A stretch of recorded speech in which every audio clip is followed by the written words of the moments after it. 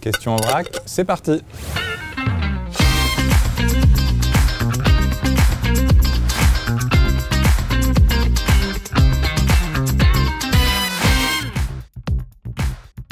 La question des déchets est de plus en plus centrale pour les consommateurs qui posent beaucoup de questions, qui s'engagent dans leur démarche d'achat vers la réduction des déchets. Et notre rôle chez Biocoop, c'est d'accompagner cette transition, cette transformation, en proposant notamment plus de 500 références de vrac et en facilitant la vie des consommateurs qui ont envie de rentrer dans cette démarche.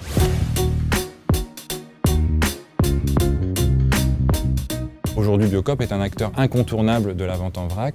On pèse 15% du marché du vrac en France. Ça permet aux consommateurs de trouver tout ce qu'ils souhaitent, du savon aux céréales, aux légumineuses. Ensuite, notre engagement, c'est bien sûr de respecter le même cahier des charges pour le vrac comme pour l'emballé. Donc sur le commerce équitable, sur l'origine France, nous garantissons les mêmes engagements, le même cahier des charges. Après, ce qui est important pour Biocoop, c'est que le meilleur déchet, c'est celui qu'on ne produit pas.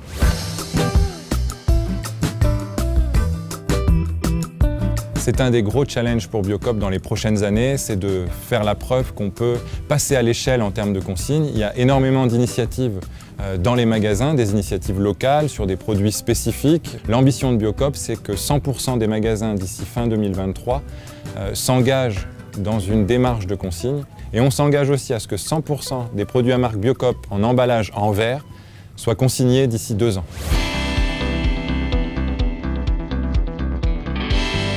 Il faut savoir que depuis 40 ans, les emballages, le plastique ont servi dans la consommation de masse à faciliter la vie des consommateurs. Et il y a un côté petit retour en arrière. 8 Français sur 10 sont prêts à faire des efforts et à avoir des gestes gagnants pour lutter contre les emballages. La coopérative Biocoop a pour rôle de les accompagner dans leur démarche, notamment en proposant plus de vrac et en visant 50% d'offres en vrac d'ici à 2025.